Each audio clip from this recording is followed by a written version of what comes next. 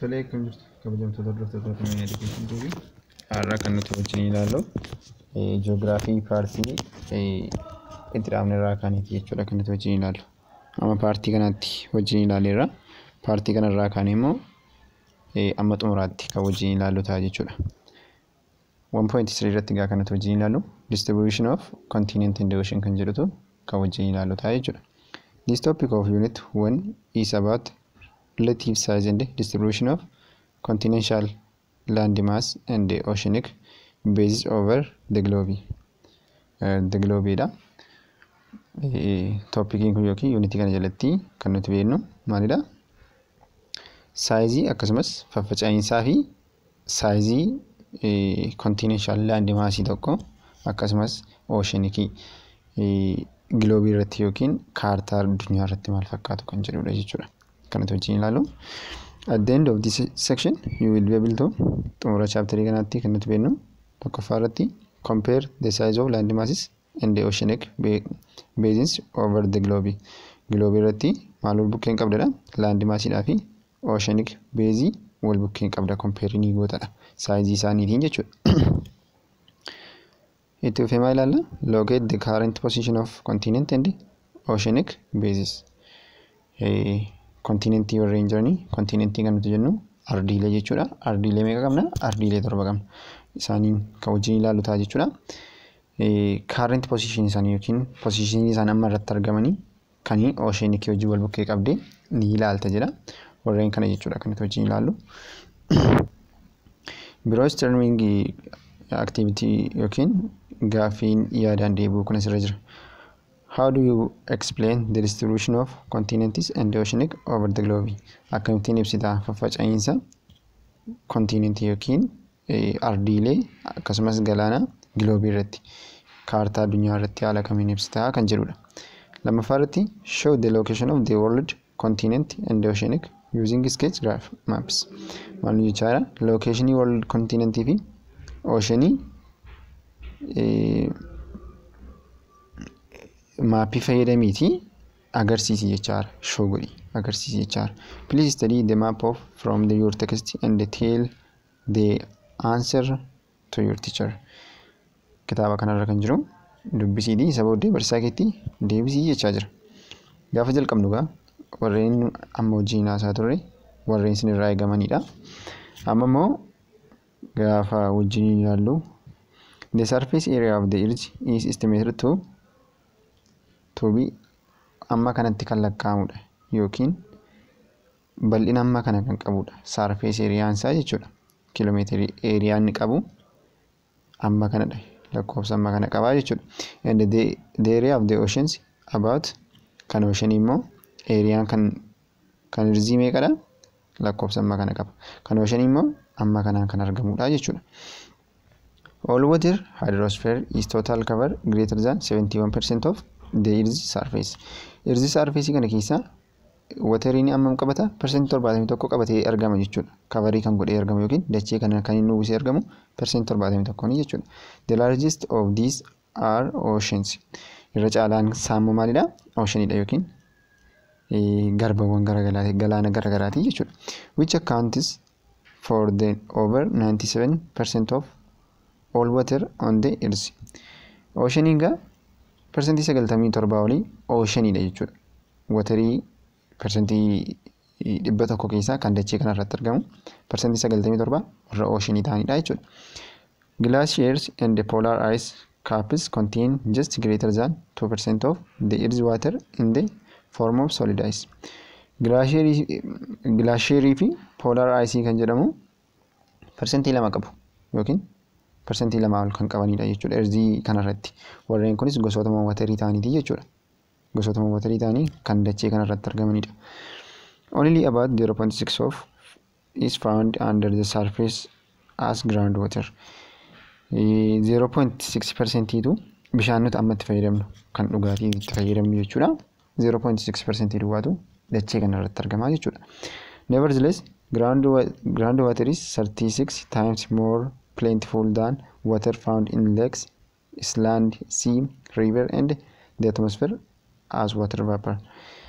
Haa ta'uyyuu malee groundwateriin plentiful dha yookiin baay'ee qulqulluu kan ta'edha warreen akka leekii, Iceland Sea River akkasumas atmosphere water warreen jedhaman irra caalaa maalidha plentiful dha jechuudha. The distribution of ocean bases continent in the universe unevenly arranged over the earth's of surface. Distribution in ocean base isaatiin gaafa distribute ta'u ocean base jechuudha. Akkasumas continent yookiin ardiileen garaagaraa unevenly dha jechuudha kan isaan yookiin lakkoofsa guutuun ta'anii faffaca'aniiti kan isaan argamanii jechuudha. Akkaataa guutuun ta'aniiti jechuudha kan isaan faffaca'anii argaman.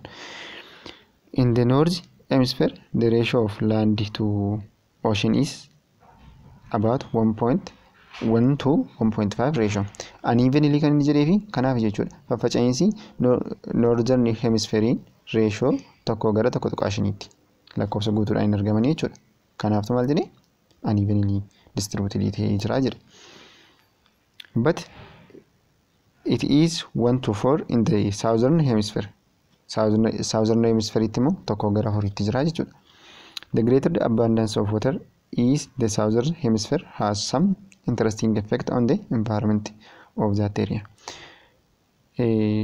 Waterii baay'een kan inni argamu southern hemisphere dha. Kun immoo effektii baay'ee barbaachisaa ta'e yookiin interesting kan ta'e naannoo sanarraan geera jechuudha. Eeriyaa sanarraan geera jechuudha.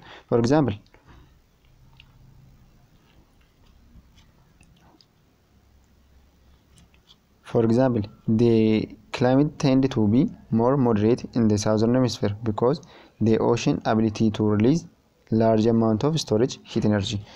Fakkeenyaaf climate temperature isaa more moderate dha yookiin baay'ee kan standard ta'edha. Hemisphere keessatti southern hemisphere keessatti jechuudha. Sababiin isaa immoo oceaniin dandeettii ittiin heat energy kana fakkeenyaaf aduun gaafa bahu dandeettii ittiin ho'a sana of keessa tursu sababii baay'ee qabuu fi akka kanattiin tu moderate godha yookiin temperature sana standard godha jechuudha. Haala kanaan jechuudha. Itti fufnee the continents kan jedhu hojiin ilaallu. Continent is huge area of land mostly separated by water body. Continentii kanatu jennu lafa baay'ee guddaa ta'e kan qaamolee bishaaniitiin adda adda babee jirudha. These are 7 known continents on the earth today. Saatii ammaa kana continentii meeqatu jira? Continentii 7tu jira. Continentii 7tu jira jechuudha. They are Africa, Antarctica, Asia, Australia, Europe, North America and South America. Warreen jedhaman kun maalidha? Warra ardiilee 7 warreen jiranidha jechuudha. A verified description the continent is present as follows. Tokkoon isaanii armaan gadiitiin kan ilaallu ta'a jechuudha. Tokkoffaa irratti Afrikaan ardii isa nuti keessatti argamnudha jechuudha. Maal fakkaatti? Africa is the second largest continent in the world next to Asia. Afrikaan ardiilee 7 keessaa lammaffaa irratti argamti guddinaan jechuudha bal'inaan. Asia taante sadarkaa lammaffaa irratti kan argamtudha. The equator divide Africa into two parts. Equatoriin Africa bakka gurguddoo lamatti qooda yookiin bakka lamatti qooda. But the largest part of the continent is found north of equator. Bakka lamatti qoodamu kana keessa bakki baay'ee largest ta'e north isaati jechuudha. Africa is the only continent in the world crossed by the equator, tropic Cancer and the tropic Capricorn. Afrikaan kontinentii biraarraa kan isheen adda taatu kanaanii bakka lamatti cittee bahuuseeti warreen kanaanii jechuudha. Fakkeenyaaf equatoriidhaan bakka lamatti cittee baati, tropic Canceriidhaan bakka lamatti cittee baati, tropic of Capricorn kan nuti jennuunis bakka lamatti cittee baati jechuudha. Warreen kana sadanii bakka gurguddootti cittee baati. Warreen kan biraanii warreen kanaan kan citanii jiranii jechuudha. This world largest hot desert Sahara. Iddoon kuni yookiin Afrikaan hot desertii guddaa kan of keessaa qabdudha. Innis Sahara kan jedhamudha yookiin baay'ee bakka hongeen ruktu jechuudha yookiin bakka ho'a guddaa argatu bakka bokkaan itti roobne Sahara bakka jedhamtu qabdi jechuudha. The world longest river Nile are found in Africa. Akkasumas lagni guddaanii largestii kan ta'e Afrikaa keessatti argama. Innis River Nile kan jedhamudha jechuudha. Afrikaa is 54 country. Afrikaan biyyoota 54 kan of keessatti qabatteedha jechuudha. Kan Afrikaa kana fakkaata. Itti fufnee kan Antarktikaa gaafa ilaallu kan Antarktikaa maal fakkaata? Antarktikaa is permanently ice covered continent located around the South Pole. Antarktikaan guutummaa guutuutti permanently guutummaa guutuutti jechuudha. Kani maaliin covered taatedha? Iceedhaan yookiin cabbiidhaan kan haguugamtee argamtudha. Kunis South Pole irratti argamti jechuudha. Around the South Pole itti kan argamtudha. The climate is very cold and there are no permanent human settlement in the Antarctica. Climate isaa baay'ee qorraa sababii ta'eef saatii ammaa kanatti maaltu hin jiru? Namni achirra jiraate hin jiru jechuudha. Guutummaa guutuutti namni achirra jiraachuu danda'e hin jiru. But many countries have research station in Antarctica. Garuu biyyoonni baay'een Antarctica irraa researchii garaa garaa gaggeessanii bakka stationii kan namaaf ta'u barbaadaa jiru jechuudha. It is third smallest continent on the earth. Erzii kana irratti egaa kontinentii 7 yookiin ardeelee 7 argama. Isaan keessaa ishee xiqqoo ishee sadaffaa irratti argamtudha jechuudha. Xiqqoo keessaa ishee sadaffaa irratti argamtudha. Antarktikaa jennee waamnaa jechuudha. Itti fufnee kan nuti wajjin ilaallu Eeshiyaadha jechuudha. Asia is the largest continent in the world. Eeshiyaan kontinentii yookiin ardii guddaa kan addunyaa kanaati jechuudha. It lies in the eastern hemisphere covering 1/3 of the total land area of the earth. Eeshiyaan egaa eastern hemisphere itti argama. Baha hemisfeeraatti kan argamu ta'e kunis 1/3 tootaalii yookiin guutummaa dachee kanaa kan of keessatti qabatudha. 1/3 jechuudha. Warreen kaanii kanaa gadi jechuudha. It is crossed by the Tropic of Cancer and separated by Ural Mountain from Europe. Isaanii kan isaan ittiin crossed ta'an yookiin kan isaan ittiin adda ba'anii yookiin sararri kutee darbu Tropic of Cancer dha jechuudha. Akkasumas separated by Mountain Ural jedhamuun immoo bakka lamatti Europe irraa adda ba'anii jiru jechuudha. Europe fi isaan gidduu kan jiru Ural Mountain kan jedhutu jira jechuudha. Yookiin Eeshiyaadhaa fi Europe gidduu kan jiru Ural Mountain kan jedhutu jira jechuudha. It is a part of Eurasia and crossed by the Arctic Circle at the northern margin. Ural Mountain kuni paartii Euraasiyaati. Kunis immoo maaliin citee argama? Arctic Circleidhaan kan citee argamudha jechuudha. Kunis northern margin itti kan inni citee argamu jechuudha. It is bounded by water bodies on the three sides and by Pacific Ocean in the east and the southern part. Eeshiyaan kun egaa laggeen gara garaatiin yookiin kallattii sadiin bishaaniin marfamee argama. Akkasumas Pacific Oceanidhaa fi Eastidhaa fi Southernidhaan daangeffamee argama jechuudha. Southern partii fi East partiin Pacific Oceanidhaan daangeffamanii argamu jechuudha. Asia has 48 countries and they accommodate 2/3 of the world population. Eeshiyaan biyyoota 48 kan of keessatti qabattudha. Kunis tokko 2/3 addunyaa kana uummata addunyaa kana 2/3 kan of keessaa qabdudha jechuudha.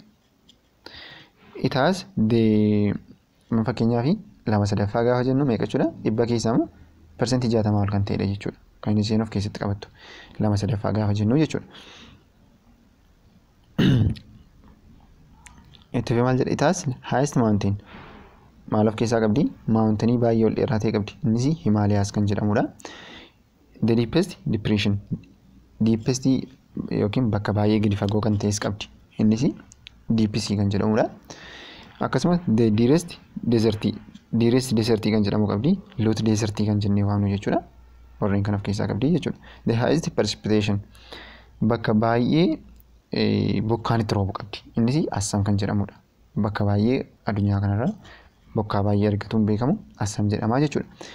Bakki immoo baay'ee desertii gogiinsaan kan rukutamtee jirtu desertii daaresti desertii kan jedhamu Lot desertii kan jennu of keessaa qabdi jechuudha.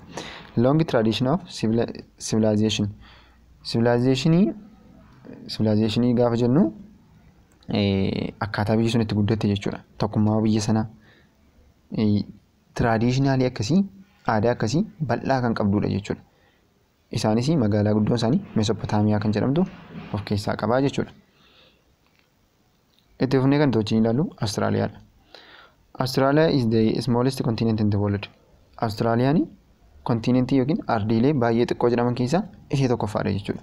Baay'ee xiqqooni ardii baay'ee xiqqooni Austraaliyaadha. It is surrounded by water in all of its sides and often called island continent or oceania. Maal jedhamte beekamti? Kan ishee ittiin marfamtee jirtu watariidha. Paartii saayidii hundumaatiin jechuudha. Gidduutti argamti jechuudha isheen. Fakkeenyaaf kuni Austraaliyaa innati kan naannee jiru paartii hunduma isaatiin watariidha jechuudha. Watariidhaan daangeffamtee argamti jechuudha. And often called island continent. Al tokko tokko maal jedhamte beekamti? Island continent jedhamtee beekamti. Yookiin immoo oceania jedhamtee beekamti. Sababii maaliin marfamtuu fi guutumaa guututti bishaaniin sababii marfamtee argamtuuf jechuudha. Has the largest area of the ocean jurisdiction of any country on the earth. Maal jechaadha? Largest area sababii marfamtee argamtuu fi biyyattii keessatti jurisdiction jira jechuudha. Country biraarraa jechuudha.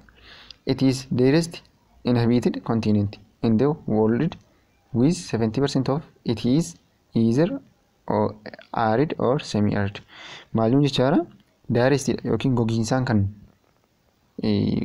uumamtuudha biyyattiin jechuudha. Yookiin ardiin kun akkuma biyya tokkotti jechuudha. Kan isheen jirtus baay'ee xiqqoodha waanta taateef jechuudha. Kanaaf egaa persentii 70 olii maalodha? Arididha yookiin kanii hongiidhaan rukutamedha jechuudha biyyattiin. Bishaaniin marfamtee jiraattu iyyuu malee jechuudha. The vast majority of its population is concentrated along eastern and southern coast.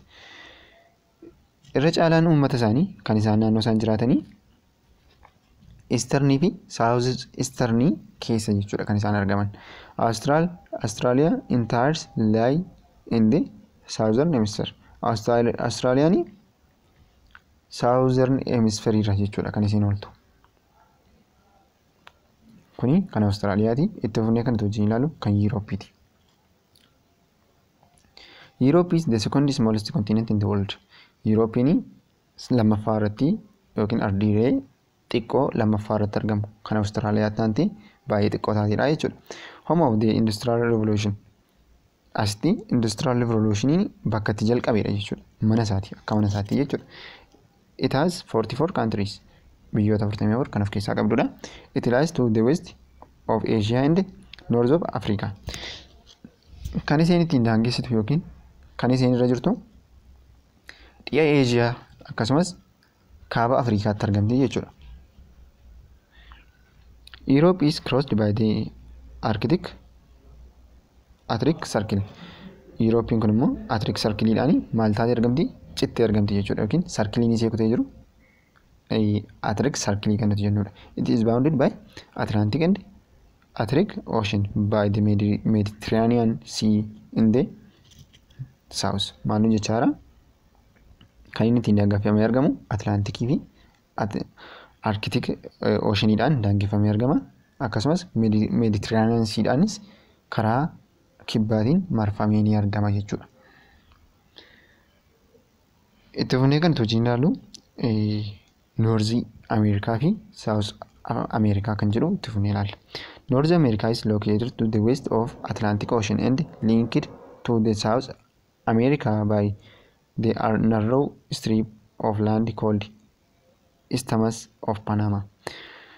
North Americaanii kan isheen argamtu west of Atlantic Ocean itti argamti yookiin dhiya Atlantic Ocean itti kan argamtudha. Kunis immoo South wajjin kan isheen ittiin waliitee jirtu lafa baay'ee qalloo taate Isthmus of Panama jedhamuun waliitee argamti jechuudha. Yookiin North America fi South America gidduu lafti xiqqoon jirtu maal jedhama? Isthmus of Panama kan jedhamee waamamudha jechuudha. It is third largest continent of the earth. Inni kuni sadarkaa sadaffaa irratti kan argamudha bal'inaan jechuudha. It lies north of equator in the western hemisphere and is surrounded by the Atlantic, Pacific Arctic Ocean warreen kanaan kan marfamee argamudha. North Equator irra oola. Kunis Western Hemisphere dha. North Equator, Western Hemisphere akkasumas warreen kanaan Atlantic, Pacific fi Arctic Ocean dhaani kan marfamanii argamanidha jechuudha. The main country are three. As keessatti main country warreen jedhaman sadii of keessaa qabdi. Main country kan jedhamu jechuudha. Isaanis USA, Canada fi Mexico ni North America keessatti warreen argamanidha jechuudha. Kan biraan South America. South America bukkee gaafa dhufnu South America is also located in the Western Hemisphere. Lamman isaanii keessatti argamu. Western Hemisphere keessatti argamu. Northinis Southinis. But most of it is area lies south of the equator. Garuu immoo irra caalaan dachee isaanii yookiin eeriyaan isaanii bal'inni lafa isaanii jechuudha. Kan inni eessatti argama? South of equatoriitti argama. Itti fufnee gaafa ilaallu kan isa kanaaf wal bukkee hin qabne inni kun North of Equatoriidha. Inni kun immoo South of Equatoriitti argama jechuudha. Kanaan wal dursu. Kana jechuun North Amerikaan iddootti kanadha. Inni kun immoo South Amerikaan iddootti kanadha. Kanaaf akkuma maqaa isaarra hubannoo South fi North jedhame kanaaf adda ba'e. Iddoon kun North jedhama, inni kun South jedhama, kun Eastidha, kun immoo Westidha jechuudha. Haala kanaan kan inni qoodamu.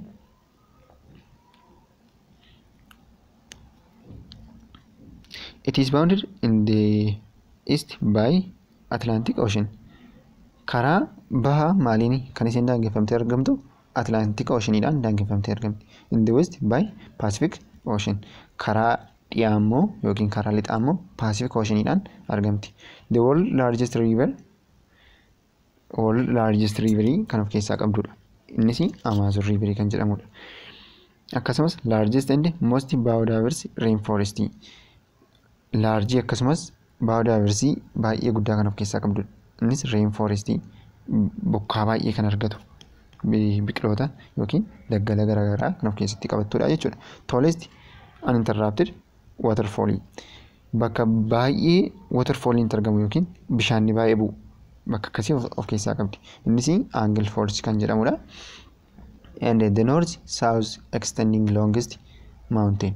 Akkasumas noorni isaa kibbaanga yookiin kaabaanga kibbaatti maaliin argamti? Longest mountainidhaan kan isheen extended taatee argamtu yookiin kan isheen daangeffamtee argamtu jechuudha. Andes Meetii jedhama. Mountainiin kun immoo are found in South America. Inni kunis Andes Meetii kan jedhamu kuni South America keessatti kan argamudha. South America has 12 country. South America kun egaa biyyoota 12 kan of keessatti qabatteedha jechuudha.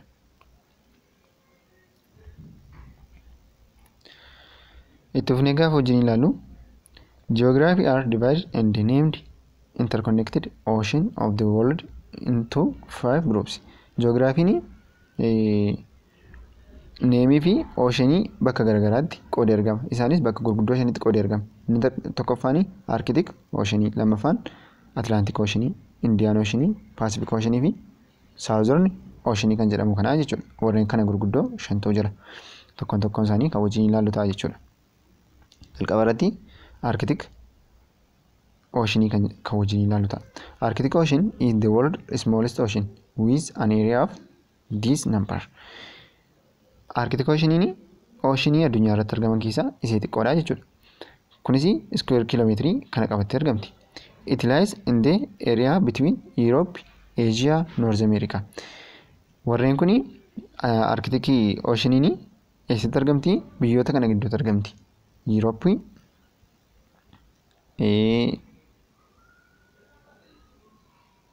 Europe, North America fi Asia keessatti kan argamtudha jechuudha. Kanaaf karaa salphaa kana ennaa jettanii qabachuu dandeessu. Akkan isin harkaan banneeti jechuudha. Haala salphaa kanaan qabachuu dandeessu. Most of it is water are north of Arctic Circle. Waterii baay'een kan inni itti argamu noorzii isaatti argama. Noorzii Arctic Circle kanaatti argama jechuudha. It is average deeps yookiin gadi fageenya inni qabu akka averageetti kan fudhatame jechuudha. 1205 jechuudha. 1205 meetirii gadi fagaatee argama jechuudha. ocean yookiin Arctic Ocean kun jechuudha. The deepest point lie at Nanses Basin or Central Basin. Pointii baay'ee gadi fagaataanii eessatti argama? Nansen Basin yookiin Central Basin bakka jedhamtutti argama. It is -465 yookiin meetira 4,665 argama. Asii gadi jechuudha. Kanaaf negatiivii kaa'ame kun. Haala kanaan diippii kana yookiin gadi fageenyummaa kana qabaata jechuudha. Throughout most of the year, much of Arctic Ocean is covered by drifting polar ice pack that is average of 3 meter thick. Maalum jechaara irra caalaanii dachee isaanii maaliin argama yookiin Arctic Ocean isaanii kan inni ittiin argamu yookiin kan inni ittiin coverii ta'ee argamu drifting polar ice packidha. Kunis akka average 3 meetirii tikii qabaata yookiin furdina 3 meetirii qabaata jechuudha. Drifting polar ice packing kun jechuudha. Cabbiin furdaan kun jechuudha. Cabbiin furdita kuni 3 meetir tikii qaba yookiin furdina meetira 3 kan qabudha jechuudha. However, at the Earth's climate changes, the polar region are warming and the much ice pack melt during the summer months. Maalum jechaara haa ta'u iyyuu malee Earthii kuni kilaameetiin isaa yookiin qilleensi isaa jijjiirama. Qilleensi isaa gaafa jijjiiramu polar regioniin warming ta'a. Warming jechuun no adeema jechuudha polar regioniin. Kana booddee ice packing kuni melting ta'a yookiin baqaa deema jechuudha. Gaafa baqaa deemu saatii summer monthsiitti maal ta'a deema? Baqaa kan deemudha jechuudha. Ice packing kun innis 3 meetir tikii ture jechuudha. The northwest passage and the northeast sea route have historically been important area of trade and exploration. Northwest passage fi akkasumas north sea route historically dhaan bakka baay'ee barbaadamaadha jechuudha. Kunis daldala garaagaraa exploration yookiin albuuda garaagaraa keessaa baasuu keessatti bakka baay'ee barbaadamudha jechuudha.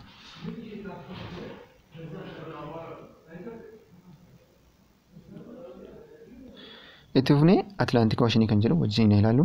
The Atlantic Ocean is the world second largest ocean with area lakkoofsa kanaan kan argamudha. Eeriyaan isaa lakkoofsa kanaa jechuudha.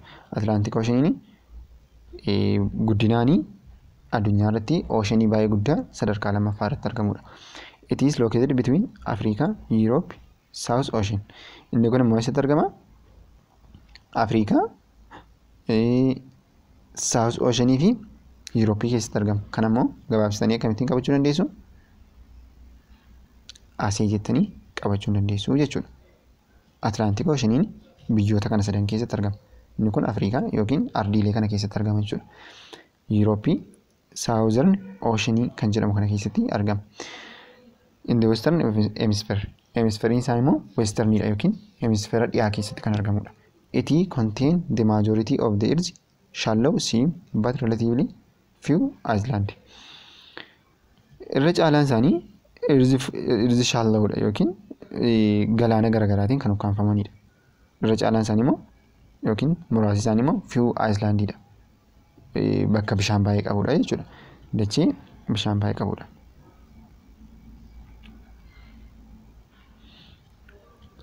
The shallow sea found in Atlantic Ocean basin are the shallow sea warreen jedhamanii warreen kana kanii Atlantic Ocean keessatti argaman. Baltic Sea, Black Sea, Caribbean Sea, Gulf of Mexico, North Sea, and the Mediterranean Sea. Warreen kun hundumti isaanii eessa keessatti argamu? Atlantic Ocean keessatti kan argamanidha jechuudha. The average depth of the Atlantic Ocean is gadi fageenyi isaa kanii Atlantic Ocean 3,926 meetiriidha jechuudha kan inni gadi fagaatee argamu. It is deepest point is Puerto Rico Trench kan jedhamu kana jechuudha. Warreen kuni bakka deepest isaa yookiin bakka baay'ee gadi fagoonsa kana jedhamee beekama jechuudha. Atlantic Ocean keessaa jechuudha. Which is some 8,605 meter deep. Kun immoo 8,605 meetirii kan gadi fagaatudha. Inni kuni akka average isaatti kan fudhatamedha. Bakka garaagaraa gaafa deep isaa safaranii average isaa immoo gaafa baasan kana dhufa. garuu bakki baay'ee gadi fagoon kan Atlantic Ocean keessatti argamu jechuudha.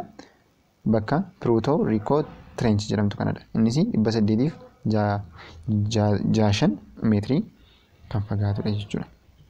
865 meetirii kan fagaatudha. Many streams and rivers discharge their water into Atlantic Ocean. Streamii burqituu garaagaraatii fi riiveriin garaagaraa bishaan isaanii gara kanatti kan yaasanidha. Atlantic Oceanitti jechuudha. These bays also drain some of the world's largest river including Amazon, Mississippi, St. Lawrence and Congo. Warreen kun hundumti isaanii warreen riiverii jiran keessa warra gara Atlantic Oceanitti yaa'anidha jechuudha. It receives more fresh water from continent run off than any other ocean basin. Kanaafi fresh water argata yookiin bishaanii ashaboo hin qabne argata jechuudha. Kontinentii warreen kan biraarraa jechuudha. Gaafa isaanii run off ta'an. The Atlantic Ocean is important to the world weather. Haala qilleensaatiif addunyaatiif Atlantic Oceaniin baay'ee barbaachisaadha haala qilleensaatiif. As are all oceans because strong Atlantic hurricanes often develop off the coast Cape Verde, Africa, move toward the Cambrian Sea from the August to November. Warreen coast Cape Verde warreen jedhaman Afrikaa warreen kun hundumti isaanii Cambrian Sea irraa gara yaa'insa gaggeessu. Kunis isaan keessatti August irraa gara Novemberitti jechuudha. Atlantic hurricanes kan jedhamtu kuni jechuudha. Just kunuutti giloobiidha kuni kontinentii fi ooshinii garaagaraa kan of keessatti qabattudha. Kuni kaartaa Afrikaati. Inni kuni ardii Afrikaa isa jennudha jechuudha. Afrikaan kun as jirti. Asiin akkuma argatanii South Atlantic Oceaniidha kan gidduu jiru. Kun immoo South Americaadha. Asiin immoo South of Pacific Oceaniidha. Asiin Indian Ocean jira. Asiin Australia Atlantic Sea kun asiin jirti. Warreen kun gaa Europeedhaan kan adda ba'anii argamanidha. Afrikaa fi European irraa kan adda ba'u kun South Asiaadha. Warreen kana gaa kan argamanii akkuma sila jennee turre Australiyaan kun as jirti. Ardii baay'ee xiqqoo addunyaa kanarraa ardii xiqqoo jedhamtudha jechuudha. Akkuma argaartan kutaa hunduma isaatiin maaliin marfamtee argamti? Bishaaniin jechuudha. Kan isheen marfamtee argamtu jechuudha. Asiin Meeditiraaniyaanii, asiin waan biraa, asiin kallattii hundumaatiin kan isheen marfamtee argamtu bishaaniin jechuudha. Hunduma isaa ilaaluu ni dandeessu. Asuma fakkeenyaaf Noorz Ameerikaatu jira. Noorz Ameerikaan kun iddootti kan jirti. Isheen kun asiin Noorz Pacific Oceaniin jirti. Noorz Atlantic Oceaniidhaan jirti. Asii Arctic Oceaniidhaan marfamtee argamti. Haala kanaan marfamanii argamu jechuudha hundumti isaanii. Kunoo karaa qalloonii Saawuziidhaa fi Noorz Ameerikaa wal qunnamsiistu maal jedhamne Paanamaa jedhamti jenna. Warreen kan hunduma isaaniiti jechuudha. Kun immoo ardiin kun hundumti isaanii warreen kun jechuudha. Asii hanga kanaa achitti warreen kun hundumti isaanii Eeshiyaadha jechuudha. Eeshiyaan ardii baay'ee guddaa akka ta'e asumarraayyuu arguun keenya hin hafu jechuudha. Kanumarraayyuu hubachuu dandeenya akka ardii guddaa ta'e. Kana jechuudha ardiileen hundumti isaanii kana fakkaata. Itti fufnee Indian Ocean kan wajjin ilaallu ta'a. Indian Ocean. The Indian Ocean is the world's third largest ocean and it has area of lakkoofsa kan of keessatti qabata. Area lakkoofsa kana kan of keessatti qabatudha. Inni kun immoo sadarkaa sadaffaa irratti kan argamudha. Largest ocean jedhamee jechuudha. It is located in the area between Africa, Southern Asia, Australia. Warreen kana kan of keessatti qabatudha inni kun immoo jechuudha. Isa kana immoo karaa salphaa haasaa ittanii qabachuu dandeessu. Karaa salphaa jechuudha. Haala kanaan qabachuu dandeessu. Afrikaa, Southern Ocean, Asia, Australia. Warreen kan hunduma isaanii. The Indian Ocean has an average deep sea kan isiin qabdu 3,963 meetirii qabdi. The deepest point at the Java Trench or Sunda Double Trench. Bakki baay'ee gadi fagoon immoo maal jedhama? Java Trench yookiin Sunda Double Trench jedhamee beekama. Kunis fiigirii 1.11 irra kan jirudha. The maximum deepest reach some. Kunis deepest baay'ee gadi fagoon iddootti kanatti argamu. Sunda yookiin Java keessatti kan argamu jechuudha. 1758 meetiriidha jechuudha. The water of the Indian Ocean also include part of the adjacent water bodies such as Andaman, Arabian, Flores, Java, and the Red Sea, as well as Bay of Bengal, Great Australian Bight, Gulf of Eden, Gulf of Oman, Mozambique Channel, and the Persian Gulf kan jedhamu kuni hundumti isaanii warreen kana keessatti kan hammatamanidha jechuudha. Oceaniin kun kan inni of keessatti qabatudha. Indian Ocean is known for causing the monsoon weather pattern that dominate much of Southern Asia and for having water that have been historical checkpoint narrow international waterway. Akka addunyaa kanaatti Indian Ocean maal jedhamtee beekamti? Cause of monsoon jedhamtee beekamti jechuudha. Monsoon jedhamtee beekamti. Kunis qilleensi garaagaraa jijjiiruudhaan paaternii garaagaraa doomineetii gochuudhaan jechuudha. Kunis irra caalaatti Southern Asia yookiin kibba Asia kan doomineetii godhee argamudha. Akkasumas bakka baay'ee international waterway kan jedhamtee beekamtudha yookiin bakka qalloo baay'ee bishaan keessa yaatu kan qabdudha jechuudha. Because of its proximity to the equator, these bases has the warmest surface ocean temperature. Sababii proximity taatee fi yookiin naannoon urasatti sabii argamtuu fi warmestidha jechuudha qilleensa isheen qabdu. Temperature isheen qabdu baay'ee kan bulluqudha jechuudha. Baay'ee bulluqee argamudha jechuudha. Kunoo haala kanaan kan jirudha jechuudha. Kanarraas argachuu ni dandeessu. Deepest part of the ocean kan nuti jennu kunoo haala kanaan jechuudha. Argachuu ni dandeessu jechuudha kanarraa. Itti fufnee kanatti wajjin ilaalu Pacific Oceanidha. Pacific Ocean immoo maal of keessatti qabata? The Pacific Ocean is by far world largest ocean basis with about kilomeetrii amma kana yookiin kilomeetira square area amma kana kan of keessatti qabatu Pacific Oceanidha. It cover 28% of the Earth. Earth irraa percentage 28 kan haguugee argamudha. And equal in size to nearly all of the land area of the Earth compound. Irra caalaatti totaalii gaafa walitti dabalamu laandii irjii kana irratti argamu hunduma isaa wajjin wal qixxee kan ta'uu danda'udha. It is located between Southern Ocean, Asia, Australia. Warreen kun immoo kan eessatti argama? Southern Asia yookiin Southern Ocean, Asia yookiin Asia keessatti, Australia keessattis ni argama. In the Western Hemisphere, kunis Western Hemisphere keessatti kan argamudha jechuudha. It has average deepest isaanii 428 meetiriidha. But deepest point Challenger deepest with Mariana Trench. Akkasumas bakki baay'ee gadi fagoon isaan keessaa immoo Mariana Trench kan jedhamtudha. Kunis baay'ee Challengeridha yookiin baay'ee gadi fagoo kan ta'edha. 10,924 deep kan qabudha yookiin gadi fageenya makana kan qabudha. This area is also the deepest point in the world. Akkasumas akka addunyaa kanaatti bakka baay'ee gadi fagoo kan ta'e bakka kana. Innis Mariana kan jedhamudha jechuudha. Pacific Ocean keessatti kan argamu. The Pacific Ocean has few marginal seas but many islands. Pacific Ocean irra caalaan isaa marginal sea'dha. Garuu immoo islandii baay'ee of keessaa qaba yookiin dachee baay'ee of keessaa qaba jechuudha. It is an important ocean basis for geographical perspective not only because it is size but also because it has been major historical road exploration and migration. Kuni baay'ee barbaachisaa kan ta'edha. Oceanii jiran keessaa jechuudha.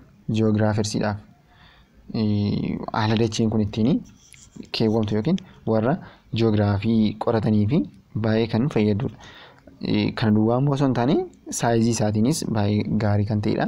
Akkasumas explorationii garagaraatiif qorannoo garagaraatiif akkasumas karaa ittiin godaansi gaggeeffamu kallattii akkasiitiin Pacific Oceaniin baay'ee kan faayidaa qabudha yookiin importantii kan ta'edha jechuudha. Itti fufnee kan wajjin ilaallu Southern Ocean kan jedhu. The Southern Ocean is the world newest and fourth largest ocean dha. Southern Ocean kan jennu world keessa Saharaadha jechuudha. Oceanii Saharaa ta'edha. Kunis Afuraffaa irratti kan argamudha. In the spring 2000 International Hydrographic Organization deciding to delimit its fifth ocean. Kuma lama International Hydrographic Organization kan of keessaa qabudha jechuudha kun. Kunis tokko shanaffaa yookiin shanaffaa irratti fifth ocean keessatti kan argamudha. In doing so, boundary were taken from the Pacific, Atlantic, Indian Ocean. Boundary isaanii kan inni ittiin haguugamee argamu yookiin kan inni ittiin daangeffamee argamu Pacific, Atlantic fi Indian Oceanidhaan daangeffamee argama. The Southern Ocean extended from the coast of Antarctica to 60 degrees of southern latitude. It has total area kan inni qabu kanadha. Yookiin total area kan inni qabu kanadha. Akkasumas immoo Antarctica coastii percentage degree 60 kan of keessatti qabatudha. Latitude jechuudha gadi fageenya kana kan of keessatti qabatudha jechuudha. And the average depth of ranking from 4000 up to 50,000 meter. Maalum jechaa jira average depth isaa yookiin gadi fageenyi walii galaasaa 4,000 hanga 5,000 kan jirudha. The deepest point in the Southern Ocean is unnamed. Maqaa kan hin qabnedha jechuudha bakki gadi fagoon kan Southern Ocean keessa jirtu. But it is in the south end of the South Sandwich Trench. Garuu gara South yookiin gara kibbaatti kan argamtu South Sandwich Trench kan jedhamtudha. Deepisiin isaa 7,235 kan ta'edha jechuudha. Haala kana keessatti kan argamtudha. Kana fakkaata ture paartii taanuni changing position of continent and ocean over geological time kan jedhutu kan wajjin ilaallu ta'a. Waan wajjin turtaniif baay'ee galatooma. Thank you.